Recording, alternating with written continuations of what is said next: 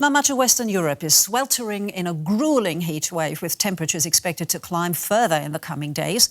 Authorities across the continent have been issuing extreme weather alerts. In European capitals, both residents and tourists are improvising ways to stay cool.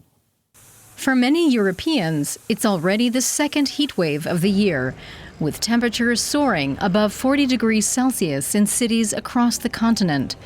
Authorities have been issuing warnings of extreme heat, which can be especially dangerous for the elderly, children, and those with health conditions, bringing a risk of exhaustion, heat stroke, and even death. Well, we have a 11-and-a-half-month-old, and it's very difficult. We have to keep him shaded at all times, keep him cool. We have a wet rag on him. And we try to seek shelter when we can and go home and take a nap at the hottest times of the day. The cause of the heat wave is a powerful high-pressure system trapping Saharan air over much of Europe, sometimes referred to as a heat dome. Scientists say that human-made climate change is making heat waves more frequent and intense. And according to researchers, Europe is warming faster than any other continent on Earth. Along with the soaring temperatures, forecasters are warning of severe thunderstorms, hail, and heavy rain over the weekend. But for now, staying hydrated and cooling off as much as possible is the best way to beat the heat. Well, Andrea Pedot is an epidemiologist and a member of the Italian Red Cross specializing in heat waves. I asked him at what point extreme heat becomes dangerous.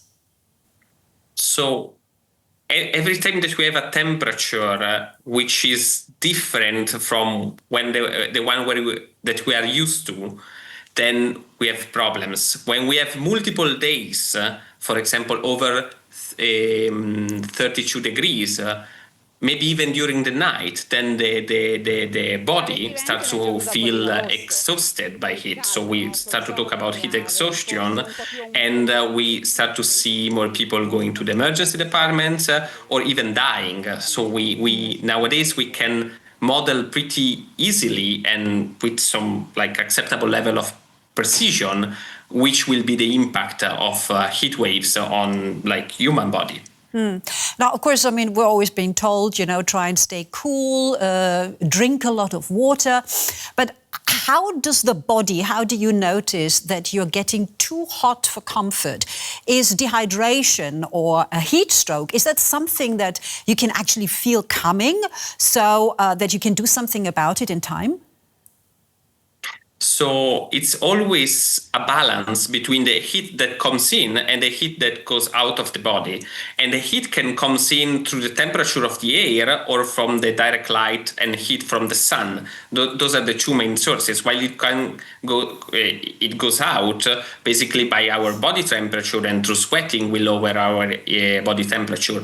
When it starts to rise, for example, above 38 degrees, we start to feel dizzy, we start to feel tired, we start to feel a little bit exhausted. It becomes dangerous when we reach more than 40.5, 41 degrees. Then we start to talk about heat exhaustion, heat stroke. We can feel that because progressively we will start to feel more fatigued, we can feel some confusion, and it's very important if we are outside that we seek shelter under the shadow, or we find ways to cool our body. The best way would be just to take a plunge in the water, or if we are inside, just to go and have a shower. That is a very quick and effective way to lower our temperature. If we cannot do that, just wet our hair, maybe like we see in the pictures, just to support our body in getting rid of the excess heat. That's very important. And of course also hydration. We need to stay well hydrated, because then we can hopefully sweat and this way reduce our body temperature. Still, a heat doesn't seem to affect everybody in the same way. Some deal with it better than others. So what groups are particularly vulnerable? Who should we watch out for? So very, very small children, of course, are particularly vulnerable because they cannot really choose how many layers of clothing that they have, and their system to cope with the high temperature is not very well formed. On the other side, we have people that are getting older and older, as we are seeing in our European cities, they don't feel necessarily the heat in the same way. They may not feel the urge to drink, so they may get easily dehydrated, or they may even decide not to drink water if they have to go outside, so they don't have to search for a public toilet. We see also that. And that is, of course, like an issue on what we can do to contrast that. And in addition to them, there are people that are exposed to work in like under direct sunlight, and this is very dangerous, like especially in agriculture or people working on our roads, that they may easily suffer heat strokes as well. So those are, I would say, the three main categories that are at risk for heat-related health effects. Yeah.